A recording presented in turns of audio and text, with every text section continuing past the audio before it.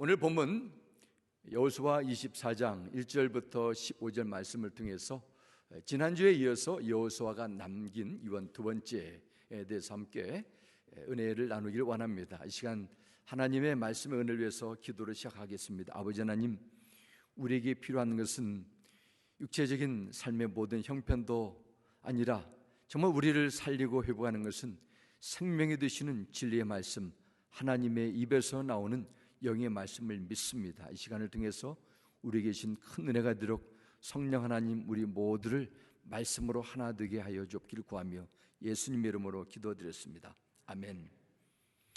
금년 2021년이 저 프랑스에서는 나폴레옹 사후 200주년을 맞이한 데에서 200주년 그런 행사가 있다는 그런 뉴스를 접한 적이 있습니다.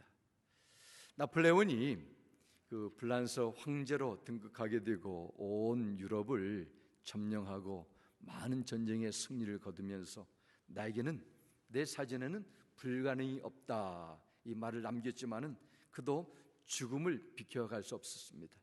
200년 전에 남아메리카하고 앙골라 그 가운데 있는 대서양 그 조그마한 섬에서 세상을 떠나게 됐습니다. 그 세상을 떠나기 몇 주 전에 유언장을 썼는데 유언장에 이런 내용이 남겨져 있다고 합니다. 나의 죽음이 점점 가까워지고 있다. 내 유해는 사랑하는 프랑스 국민사의 생강가에 뿌려지길 원한다. 이런 유언을 남기고 숨을 거두었다고 합니다. 인간은 인간입니다. 인간의 미래를, 인간의 후세대를 영향을 줄 수 없습니다. 오직 이 세상의 모든 역사의 주관자는 하나님밖에 없습니다. 오늘 본문 말씀은 여호수아의 결론입니다. 지난주에 이어서 여호수아 23장은 나이가 많이 들은 여호수아가 자기의 생에 종말이 가까워짐을 알고 이스라엘 지도자를 길갈로 불러서 마지막 유언의 메시지를 전하고, 오늘은 24장에는 또 여호수아는 온 이스라엘 백성을 세겜으로 모이게 해서 두 번째 고별 설교를 하게 됩니다. 하나님께서 그에게 생명을 연장시켜 주시고 기력을 좀 더 회복해 주셔서 정말 중요하고 놓치지 말아야 할 마지막 그 유언적인 설교가 있는데, 사실 이 말씀은 여호수아의 개인적인 깨달음이나 신앙 간증보다도 하나님께서 여호수아를 통해서 주시는 그 영적 메시지입니다. 이 말씀을 통해서 무엇보다도 그들이 가지고 있는 신앙의 현주소를 보게 하고 앞으로 어떻게 미래를 개척해 나가야 되는가에 대한 하나님의 방법을 미리 알려주는 것입니다. 배를 항해하는 사람들이나 또 비행기 조종사들이 수시로 자신의 위치를 인공위성과 연결된 GPS를 통해서 확인하게 됩니다. 그렇지 않게 되면은 내가 지금 해로를 이탈해서 엉뚱한 길로 가게 되는가를 알지 못하기 때문에 그렇습니다. 우리 믿는 사람들도 하나님의 말씀을 들음을 통해 하나님과 관계가 지금 정상적인가, 병들었나, 건강한가, 이탈됐나, 바른가, 이것을 늘 구분해야 될 필요가 있습니다. 이것이 바로 영혼이 복받는 비결이고 건강한 믿음 생활을 유지하는 하나님께서 베푸신 은혜를 놓치지 않는 지혜의 첩견인 줄 믿습니다. 오늘 본문 말씀을 통해서 하나님은 여호수아를 통해서 두 가지 중요한 메시지를 전하게 됩니다. 첫째는 이스라엘 백성들이 지금까지 받은 은혜가 무엇이고, 두 번째는 그 은혜를 지금까지 받아 누렸다면 그러면 너희들이 앞으로 새롭게 정착할 가나안 땅에서 어떻게 살아가야 되는가, 이 두 가지 중요한 영적 메시지가 그 여호수아의 고별 설교에 담겨져 있습니다. 무엇보다도 이 두 가지 중요한 내용을 가지고 함께 나누기 원합니다. 첫 번째, 우리는 하나님께서 이스라엘 백성에게 베푸신 은혜가 무엇인가 함께 보겠습니다. 오늘 본문은 7가지로 베푸신 은혜를 조목조목 같이 말씀해 주시는데 우리도 함께 보겠습니다. 첫 번째는 우상을 섬겨왔던 조상들을 불러주신 은혜입니다. 그 내용이 2절과 3절 전반절에 이렇게 나옵니다. 여호수아가 모든 백성에게 이르되 이스라엘 하나님의 여호와께서 이같이 말씀하시기를 옛적에 말합니다. 수백 년 전에 너희의 조상들 곧 아브라함의 아버지 나홀의 아버지 데라가 강 저쪽에 거주하여 다른 신들을 섬겼으나, 그렇게 기록합니다. 그때 어떻게 했습니까? 3절 보겠습니다. 내가 너희의 조상 아브라함을 강 저쪽에서 이끌어내었다 말씀합니다. 아브라함은 이스라엘 민족을 대표하는 조상입니다. 아브라함의 아버지 데라 갈대의 우르 지방에서 그뿐만 아니라 조상 대대로 우상을 숭배하며 살았던 자였습니다. 여기서 중요한 것은 아브라함이나 그의 아버지 데라가 이신저신 찾다가 되지 않으니까 여호와 하나님을 찾은 것이 아니라 하나님께서 먼저 아브라함의 구원의 손길을 펼쳐 주셨다고 성경이 기록합니다. 아브라함의 가정은 철저하게 우상과 귀신에 찌든 그 가정이 있었습니다. 그 가정에 하나님께서 먼저 찾아오셔서 이스라엘 백성을 시작하셨습니다. 하나님 이스라엘 백성들이 이 사실을 늘 마음속에 되새기며 살라는 것입니다. 너희들이 전에 어떤 자였냐? 감사하는 것입니다. 두 번째는 자녀 한 명 없는 아브라함에게 자녀를 주셔서 큰 민족을 형성케 하셨습니다. 3절 이렇게 기록합니다. 내가 너희의 조상 아브라함을 강 저쪽에서 이끌어내어 가나안 온 땅에 두루 행하게 하고 그의 씨를 번성하게 하려고 그에게 이삭을 주었으며 기록합니다. 아브라함이 하나님부터 부름을 받았던 그 나이는 75세였습니다. 자녀가 한 명도 없었습니다. 그때 하나님은 아브라함에게 너로 내 민족을 이루고 내게 복을 주시겠다, 너를 통해 복의 근원으로 만들어 주시겠다, 이 말씀을 주시고 하나님은 그 하신 약속대로 아브라함이 100세가 된 때 이삭을 주셨어요. 불가능을 가능으로 만드셨습니다. 그 이삭은 에서와 야곱을 낳게 되고 야곱은 다시 12아들들을 갖게 됩니다. 야곱의 12아들이 12지파가 되고 마침내 이스라엘이라는 큰 민족을 형성하게 됐습니다. 어떻게 자녀 한 명 없는 아브라함에서 이렇게 큰 민족 이스라엘이라는 나라가 탄생했습니까? 오늘 본 말씀합니다. 내가 그에게 이삭을 주었다. 하나님께서 약속하셨고 그 약속 생명의 씨를 아브라함의 후손을 통해서 주시고 나라를 만든 그 일을 이루셨다. 이스라엘은 그 사실을 잊으면 안 된다. 이렇게 기록합니다. 오늘 어떻게 우리가 이 자리에 여러분이 예배를 드리게 됐습니까? 여러분이 선택해서 여러분의 의지로 가고 싶은 마음이 움직여서 합니다. 하나님의 전적인 은혜인 줄 믿습니다. 내 인생이 우리 가정, 직장, 사업이 하나님께서 베푸신 은혜입니다. 오늘 이 자리까지 왔음을 늘 기억하고 그 하나님을 인정할 수 있는 믿음의 소유자가 되기를 부탁드립니다. 세 번째, 하나님께서 베푸신 은혜, 애굽에서 노예 생활을 하던 이스라엘 민족을 해방시켜 주셨다는 것입니다. 오늘 본문 5절로 가겠습니다. 내가 모세와 아론을 보내었고 또 애굽의 온 재앙을 내렸나니 곧 내가 그들 가운데 행한 것과 같고 그의 너희를 인도하여 내었노라 말씀합니다.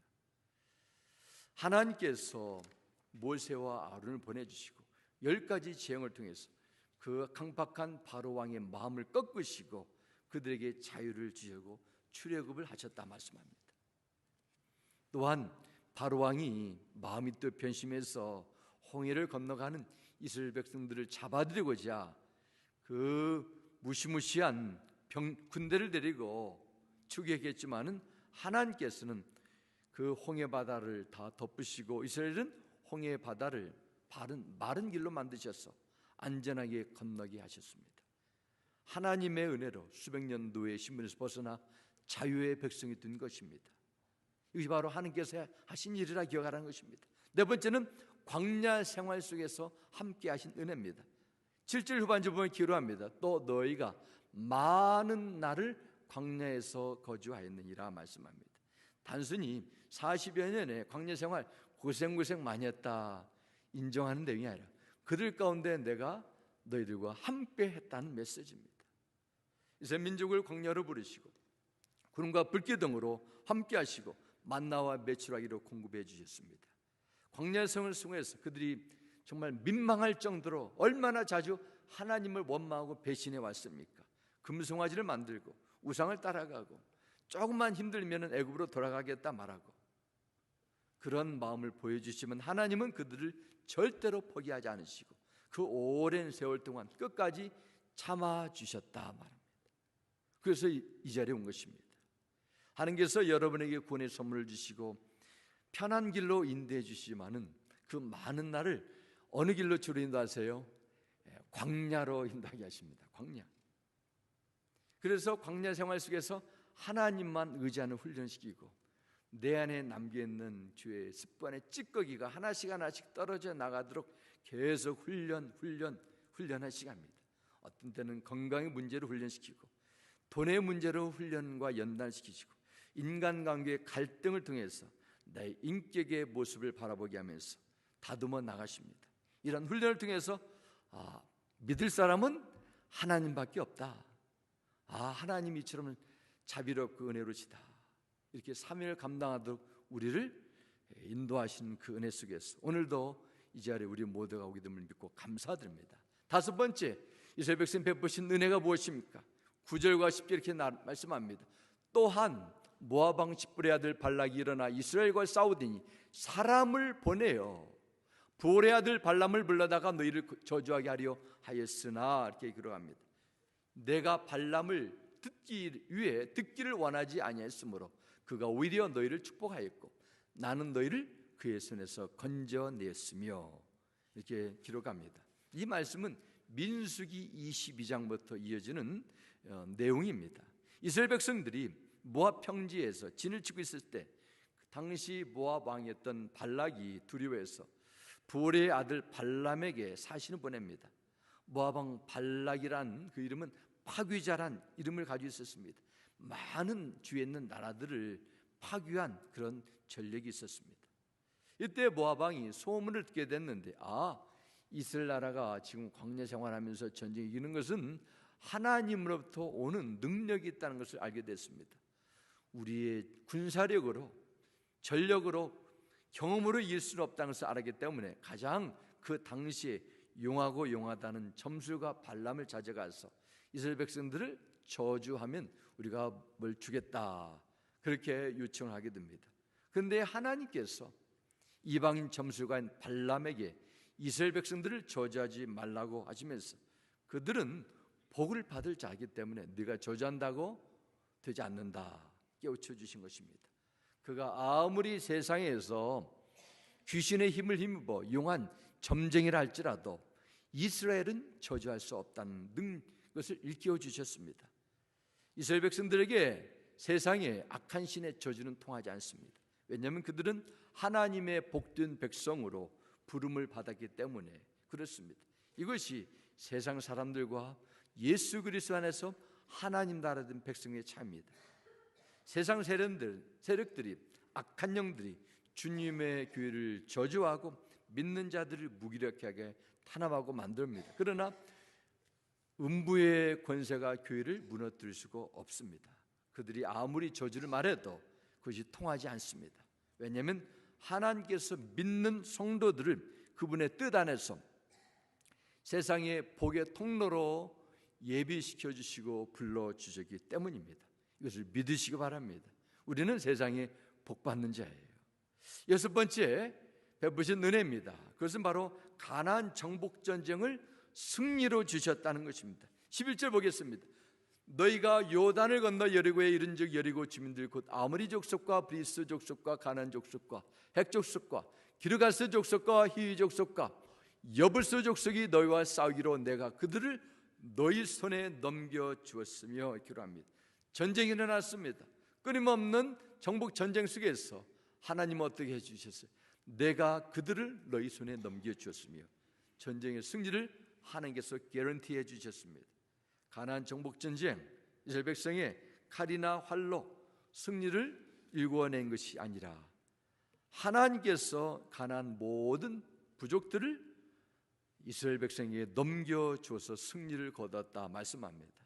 이 세상에서 경험되는 여러분의 승리, 성공, 성취, 업적, 여러분의 힘이라고 생각하면 그것은 오산입니다. 내 노력이 아닙니다. 100% 하나님께서 베푸신 것임을 믿으시기 바랍니다. 하나님께서 함께 하셔서 여기까지 온 인생의 여정이에요. 여러분이 지켜주시고 실패했을 때도 다시 일어날 수 있는 새 힘을 주시고 절망의 자리에 소망을 품어주셔서 사랑하고 용서할 수 있는 새로운 마음을 갖게 해주셔서 우리가 주님을 경배하게 될 줄 믿습니다. 일곱 번째로, 마지막으로 가나안 땅에 정착하게 된 이 하나님의 은혜를 다시 한번 일깨워줍니다. 그 내용이 13절에 기록됩니다. 내가 여기서 나는 여호수아가 아니라 하나님이죠. 또 너희가 수고하지 아니한 땅과 너희가 건설하지 아니한 성읍들을 너희에게 주었더니 너희가 그 가운데 거주하며 너희는 또 너희가 심지 아니한 포도원과 감람원의 열매를 먹는다 하셨느니라 기록합니다. 이 모든 것이 하나님께서 베푸신 은혜의 생생한 증거였습니다. 가나안 땅에 정착해서 집을 짓고 땅을 더 넓히고 부동산을 구입하고 은행이 잔고가 느리고 심지지 않은 포도원, 감람의 열매를 먹게 된 것 다 하나님께서 베푸신 은혜임을 기억하라는 것입니다. 너희들이 제 태클을 잘해서 든 것이 절대로 아니라 나를 통해서 받는 은혜를 다 먹고 있다고 성경 기록합니다. 그렇습니다. 지금까지 여러분이 얼마나 미국에 오셔서 열심히 살아오셨어요. 생활 안정을 위해서 다른 것을 포기하고 앞을 향해 달려오셨습니다. 재정적인 여유를 갖고 삶의 안정을 누리신다면 이 모든 것이 내 힘이 아니라 사실 하나님께서 베푸신 은총의 결과임을 인정하시고 늘 감사 생활하시길 부탁드립니다. 여러분의 찬양과 기도 속에서 지금까지 행하신 하나님의 선하심을 고백하며 그 은혜에 합당히 살아갈 수 있도록 주님의 이름으로 부탁드립니다. 그러면 우리가 이 많은 은혜와 사랑과 복을 받았는데 이 시대를 사는 예수 그리스도 안에서 하나님 나라의 백성된 그리스도인이 받은 최고의 은혜, 최고의 복은 무엇일까요? 오늘 본문을 통해서 다시 한번 우리가 받은 은혜를 짚어보기 원합니다. 바로 그 은혜는 여러분을 불러주신 구원의 은혜라고 믿습니다.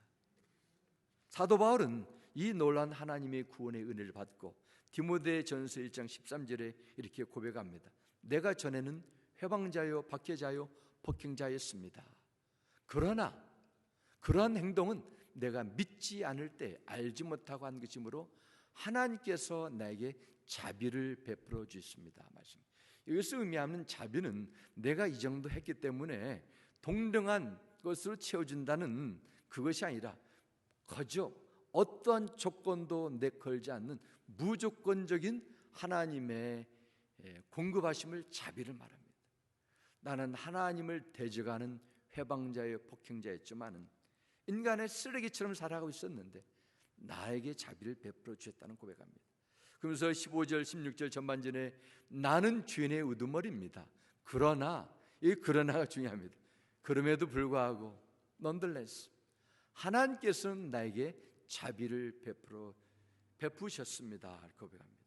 이 두 구절을 볼 때 하나님께서 사도 바울을 볼 때, 그리스도를 볼 때 어떠한 종교적인 열정, 관심, 도덕적인 자격이 없는데도 그냥 은혜를 받고 살아온 것입니다.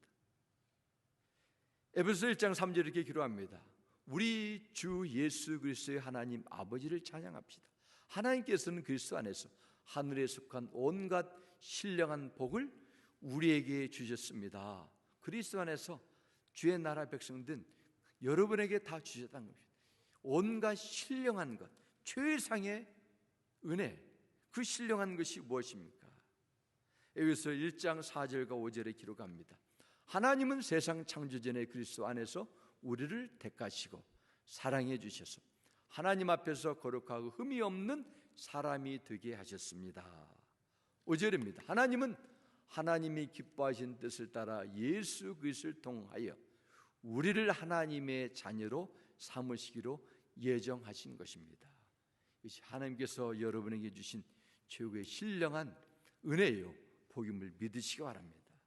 나는 도저히 하나님을 알 수도 없고 알려고 해도 알 수 있는 힘이 없습니다. 그 앞에 갈 수 없는 주인의 신분이었습니다. 그런데도 주님은 여러분을 택하시고 불러주시고 사랑하는 자녀로 삼아주시기로 하나님을 인쳐주셨어요. 이 예수님을 알기 전에 하나님께서 이 놀라운 신령한 복을 받기 전에 내가 어떠한 존재인가를 알아야 이 복이 나에게 얼마나 큰 고귀한 것인가를 알게 됩니다. 다시 한번 에베소 2장 2절 말씀 보겠습니다. 여러분이 죄에 얽매여 있던 때에는, 그러니까 주님을 모르고 그냥 살던 때는 이 세상의 풍조를 따라 살았고 허공을 다스리는 세력의 두목이 지시하는 대로 살았으며 그냥 내 마음대로 살았다는 것입니다. 오늘날 하나님을 거역하는 자들을 조종하는 악령의 지시대로 살았습니다. 악한 영에 완전히 홀려서 끼어서 묶여 사는 그런 인생을 살았다고 성경은 기록합니다. 우리가 누구입니까? 바로 우리가 그렇게 살았습니다. 사실은 내 뜻대로 사는 것이 아니에요.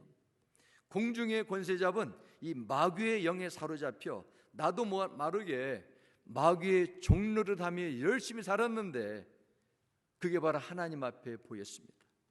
그런데 예수님께서 나를 위해 십자가에 죽으시고 그걸 믿도록 성령께서 역사하심으로 주의 올무가 풀려났습니다. 그리고 하나님의 존귀한 자녀가 되고 성령의 내재하심 속에서 사는 새로운 영적 변화를 체험하게 됐다. 성경 기록합니다. 이것이 구약의 이스라엘 백성들이 받은 은혜요, 예수 안에서 새로운 언약 시대에 살아가는 여러분이 받은 신령한 축복임을 믿으시기 바랍니다. 여러분이 이 놀라운 하나님을 믿게 될 때 신앙생활이 즐거워져요. 복이 있으니까. 그러나 반대로 이 신령한 복을 보지도 못하고 교회생활, 신앙생활 열심히 하다 보면은 이건 종교생활로 가게 됩니다. 재미가 없어요. 하긴 하는데 의무감만 생기는 것이죠. 부담만 주어질 뿐입니다. C.S. 루이스 글 가운데 이런 풍자적인 내용이 나옵니다. 어느 날 푸쉬라는 이름을 가진 그 고양이 이름이 푸쉬예요. 런던에 있는 그 버킹엄 궁전을 방문하고 돌아왔습니다. 방문하고 돌아온 이 푸쉬 고양이에게 그 루이스가 이런 질문을 했습니다. 야, 너 런던 버킹엄 궁전에 갔다면서 거기서 뭘 보고 왔니? 이러니까 이 푸쉬 고양이가 저는 여왕님의 의자 밑에 기어다니는 생쥐를 보고 왔습니다. 그 고양이가 크고 화려한 이 버킹엄 궁전에 가서 이 여왕을 보지 못하고 이 아름다운 찬란한 그 건축물을 보지 못하고 조각 그림들을 보지 못하고 겨우 여왕의 의자 밑에서 계속 숨어 있으면서 덜덜 떠는 생쥐만 보고 돌아왔다는 거예요. 사람에 따라 보는 눈이 다릅니다. 똑같은 자동차를 봐도 어떤 사람은 자동차 컬러만 봐요. 자동차 모델을 보기도 하고, 경찰은 자동차 뒷면에 있는 플레이트 번호를 보기도 하고, 어떤 사람은 누가 운전하나, 남자가 여자가 운전하나, 어떻게 운전하나 그걸 봅니다. 교회를 다녀도 믿음 생활에도 바라보는 대상은 너무 다양합니다. 왕의 왕 되신 예수님을 보지 못하고 사람들만 봐요. 이 사람 저 사람 어떻게 해야 하고 어떤 옷을 입고 지장하고 왔다. 그것만 본다면은 C.S. 루이스가 말한 푸시 고양이가 버킹엄 궁전에 가지고 생쥐만 보고 돌아온 것과 뭐가 다를 바 있겠습니까? 많은 사람들이 자신의 삶 가운데 찾아오는 고난의 문제 속에서 하나님께 나오게 됩니다. 하나님의 은혜와 회복을 체험하게 됩니다. 그러나 우리를 부르신 것이 고작 내 인생 속에 있는 현실의 문제만 해결해주고 돈 문제만 해결해주고 가정 문제만 해결해주는 그런 정도가 아닙니다. 우리에게 주신 세상에 비교할 수 없는 신령한 복을 봐야 돼요.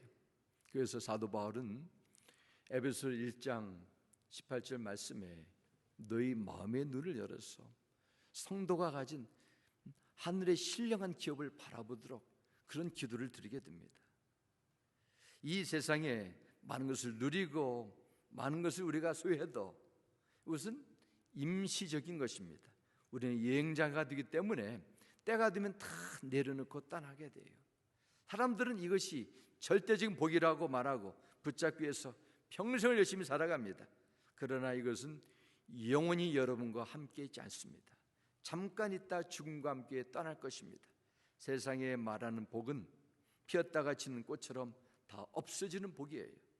죽음도 빼앗을 수 없는 영원히 사라지지 않는 복이 여러분에게 정말 받아야 될 최상의 복임을 믿으시기 바랍니다. 이것을 예수 그리스도 안에서 준비해 두셨다. 하나님은 말씀하셨어요. 요한복음 6장 51절 주님 말씀하십니다. 나는 하늘에서 살아온 살아있는 떡이니 사람이 이 떡을 먹으면 영생하리라. 요한복음 4장 14절에도 내가 주는 물을 마시는 자는 영원히 목마르지 아니하리니 내가 주는 물은 그 속에서 영생하도록 솟아나는 샘물이 되리라 말씀하셨습니다. 영원히 살 수 있는 그런 생수를 마셔야 됩니다. 바로 주님께서 영생하도록 솟아난 샘물이 되기 위해서 우리 가운데 찾아오셨습니다. 하나님의 자녀가 되는 권세를 주어주시고 영원한 하나님의 나라를 상속받을 수 있는 기업을 받았습니다. 이런 복들이 예수 안에 있는 하늘의 신령한 복임을 믿으시기 바랍니다. 영의 눈이 열려서 하늘의 신령한 복을 바라보고 샘을 얻고 산성을 갖는 우리 모두가 되기를 주의 이름으로 축복합니다. 그러면 우리가 이런 은혜를 받은 삶을 어떻게 살아야 되는가? 여호수아는 마지막 14장 1절부터 13절까지 너희들이 이런 많은 복권회를 받지 않았냐 하면서 그러면 어떻게 살아야 되는가? 이 마지막 부분을 결론을 맺습니다. 그 내용이 14절 15절입니다. 그러므로 복을 받고 하늘의 놀라운 축복의 기업의 신분을 받았다면 어떻게 살아야 되는가? 이제는 그러면 여호와를 경외하며 온전함과 진실함으로 그를 섬기라. 여호와만 섬기라. 14절부터 15절 보면 섬기라가 5번이나 걸쳐 나오게 됩니다. 섬기라는 것은 영어로 serve, 서비스란 뜻이죠. worship service, 예배를 드리라는 것입니다. 어떻게 드려요? 온전함과 진실함으로 드려라. 그냥 예배가 아닙니다. 여기서 온전함은 신실함이시요, 변치 않는 마음으로. 공동 번역에 보면은 이 온전함을 일편단심으로 예배를 드리라는 것입니다. 하나님의 임재를 경험하도록 한 마음으로 포커스하라는 뜻이 담겨져 있습니다. 한 번도 포기하지 않고 끝까지 지키는 이런 절개 있는 신앙을 가지라 말씀합니다. 이것을 하나님은 여호수아를 통해서 요구하십니다. 이 세상의 직업의 세계에도 예술의 세계에도 장인들이 있습니다. 먹고 살기 위해서 애를 쓰고 노력하는 것뿐만 아니라 자신의 직업을, 자신이 하고 있는 일을 모든 것으로 받아들이고 열심히 뛰고 살아갑니다. 자신의 이름, 가문, 명예를 걸고 일하는 사람들, 이것을 장인이라고 말합니다. 일본에서 유명한 스시 장인으로 유명한 이 오노지로라는 사람이 있습니다. 이분이 1925년에 태어나셨으니까 지금 약 96세에 됩니다. 7살 때 나무집에 식당에서 그냥 옆에서 도와주는 도부사를 시작했습니다. 그리고 26살 될 때부터 수시를 만들기 시작했으니까 96세니까 몇 년 동안 수시를 만들었어요? 70년을 만들었어요. 대단한 사람이죠. 하루도 빼놓지 않고 열심히 글을 했답니다. 그 식당은 아주 유명해가지고 미국 대통령도 일본 총리와 함께 식사를 그곳에 했는데 식당은 크지 않고 10명만 앉을 수 있기 때문에 3개월 전에 예약을 하든지 아니면은 특별한 힘이 있어야 이 식당에서 식사를 할 수 있다고 합니다. 그래서 미슐랭 가이드에 매년 별 3개를 받았는데 얼마 전에 떨어졌습니다. 그것은 아무나 갈 수 없기 때문에 떨어졌다는 거예요. 그래서 바로 별 3개를 받았다는 것은 나는 이 식당을 가기 위해서 일본에 방문할 가치가 있다. 그래서 인정해 준다는 거예요. 도대체 이 사람이 만든 수시가 어떠길래 그 비결을 언론에서 찾아가서 물어봤습니다. 당신이 이처럼 위대한 스시 장인 등 비결이 무엇입니까? 했는데 이분의 대답은 너무도 심플했어요. 나는 내가 어렸을 때부터 이 일을 하루도 빼놓지 않고 이러기 때문에 일하는 일이지 내가 뭐 특별한 장이 되려고 한 것도 아니고 재능이 있어서 된 것도 아니라 그렇게 겸손하게 대답했답니다. 비결이 뭐예요? 70년 동안 하루도 빠지지 않고 꾸준히 그냥 열심히 맡은 일을 했다는 것입니다.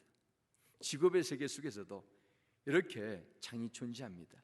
영적인 세계 속에서 우리는 하나님을 섬기는 영적인 장인이 된지 살펴봐야 돼요. 정말 우리는 구원을 받았습니다. 은혜를 받았어요. 정말 중요한 것, 하나님 앞에 참된 예배자로 인정받기로 열심을 내느냐, 나는 정말 신앙의 장인으로 살아가고 있느냐, 아니면 대충 그럭저럭 부담 없는 상태에서 여기에 머무는 인생으로 살다가 마치는 것인가. 오늘 성경 말씀합니다. 오직 하나님만 경외하며 일편단심을 섬기기를 다짐하는 그런 장인으로 살아야 네 미래가 잘 될 것이란 약속입니다. 빗물도 한 곳으로 계속 떨어지게 되면 바위도 나중에 고이게 됩니다. 태양빛을 한 곳에 모아두게 되면 불이 타오릅니다. 믿는 사람들이 주님을 온전히 예배하게 되면 하나님의 영광이 나타나게 돼요. 우리가 부른 찬양, 주의 영광이 나타나는데 아무나 나타나는 것이 아닙니다. 나타날 수 있는 그 영적인 분위기가 돼야 돼요. 이 역사가 우리 가운데, 여러분 가운데 임하길 주 이름으로 소망합니다. 오늘 보면 11절로 15절 돌아가겠습니다. 또한 그 어떤 내용을 주게 되면 만일 여호와를 섬긴 것이 너에게 좋지 않게 보이거든 너희 조상들이 강 저쪽에 섬기던 신들이든지 또는 너희가 거주하는 땅에 있는 아무리 족속의 신들이든지 너희가 섬길 자를 오늘 택하라. 오직 나와 내 집은 여호와를 섬기겠노라 하니 이렇게 그럽니다. 여호수아의 솔직한 고백입니다. 여러 신들이 있는데 그 중에 최고의 신 하나 선택하라, 그 뜻이 아닙니다. 지금 내 주위에 널려 있는 나를 유혹하는 마음을 움직이는 수많은 신들이 있지만 나는 여기에 절대로 넘어지지 않고 오직 하나님만을 섬기겠다는 결단입니다. 나뿐만 아니라 나와 내 집 모든 가정 식구가 다 하나님을 섬기겠다 과감하게 선언하게 됩니다. 이것을 하게 된 것은 그가 하나님을 두려워서 둔 것이 아닙니다. 지금까지 내가 살아와 보니까 이 하나님의 은혜로 인생을 경영해 왔는데 이 하나님의 주신 은혜를 내가 어찌 싸구려로 만들겠냐는 거예요. 그런 자신의 신앙 속에서 나오는 솔직한 고백이 여기에 담겨져 있습니다. 사실 여호수아와 모세를 비교하게 되면은 모세도 물론 고생을 많이 했는데 사실 엄밀한 의미로 보면 여호수아가 고생은 더 많이 했어요. 그래도 모세는 젊음 40년을 어디에서 지냈어요? 왕궁에서 지냈습니다. 그래도 세상의 최고의 학문, 최고의 분위기 속에서 성장해 왔어요. 그러나 여호수아는 40년을 애굽에서 노예로 지냈어요. 또한 광야에서 40년 노예로 지냈습니다. 가나안에서 7년을 또 치열한 전쟁 속에서 지냈습니다. 그의 인생 그 90년을 그냥 고통과 험난한 인생 여정을 살게 되고 십몇 년 잠깐 평안을 누리는 그런 인생을 살다가 죽음을 맞이하게 된 거예요. 그러면 하나님 정말 너무 억울합니다. 원망합니다. 모세는 그래도 수십 년 이렇게 평안을 살았는데 내 인생 뭡니까? 다 황금기 다 지나고 망가지고 이제 어떻게 살아야 됩니까? 그러나 여호수아는 그렇게 바라보지 않았습니다. 은혜의 관점으로 보니까 모든 것이 하나님께 주신 축복으로 보이는 것이지요. 그러면서 오직 나와 내 집은 여호와를 섬기겠다 결단하라는 것입니다. 인생은 선택과 결단의 연속입니다. 결정적으로 판단해서 끊어버린다는 것이지요. 결단하지 못한 사람들이 많습니다. 술을 끊겠다고 결단이 못해가지고 알코올 중독에 빠지기도 하고 도박을, 담배를 끊지 못해가지고 결단이 못해가지고 재산을 탕진하거나 건강에 해를 갖는 경우가 많습니다. 지금 시대는 하나님의 존재를 무시하고 하나님을 경외하는 것을 오히려 비웃고 조롱하고 우습게 여기는 시대에 살고 있습니다. 하나님께 예배드리는 것, 시대에 뒤떨어진 그처럼 여기고 해를 끼치는 것이라고 조롱하며 말씀을 가볍게 여기는 이 시대에 여러분이 살고 있습니다. 이런 시대에 더욱더 필요한 것은 바로 여호수아가 외쳤던, 남겼던 하나님을 향한 결단이라고 믿습니다. 사자굴에 들어갈지언정 우상을 섬기지 않겠다고 뜻을 결단했던 다니엘처럼 풀무 속에서도 하나님을 향한 절대적인 헌신을 가졌던 다니엘의 친구들처럼 우리도 나와 내 집은 오직 여호와를 섬기겠다 이런 결단을 하셔야 돼요. 결단이 여러분을 지켜주시고 여러분의 미래를 하나님의 함께하심을 통해서 이룰 줄 믿습니다. 하나님을 섬기는 것이 인생의 최우선임을 믿으시고 하나님께 먼저 예배드리시고 하나님의 말씀에 순종하고 하나님을 존중히 여길 때 하나님께서 여러분을 존중히 여기시고 앞날의 형통함을 볼 줄 믿습니다. 이런 복된 삶이 여러분의 인생에 펼쳐두기를 주의 이름으로 축원합니다. 아멘. 기도하겠습니다. 아버지 하나님 감사합니다. 주님의 이름을 찬양합니다. 여호사가 인생의 마지막 때 나와 내 집은 오직 여호와 하나님만을 섬기겠다는 위대한 간증을 했습니다. 우리 인생의 이정 속에서도 이런 간증의 삶이 되기 바랍니다. 우리의 영혼의 때에 이런 놀라운 믿음의 유산을 남기기를 원합니다. 성령님, 하나님을 조롱하고 무시하는 이런 영적인 가난 속에 살아가는 우리가 살아계신 하나님을 존중하며 그 뜻대로 살아가도록 주의 성령님 늘 진리의 말씀으로 우리 가운데 역사해 주시고 이끌어 주옵소서. 주 예수님 이름으로 기도드렸습니다. 아멘.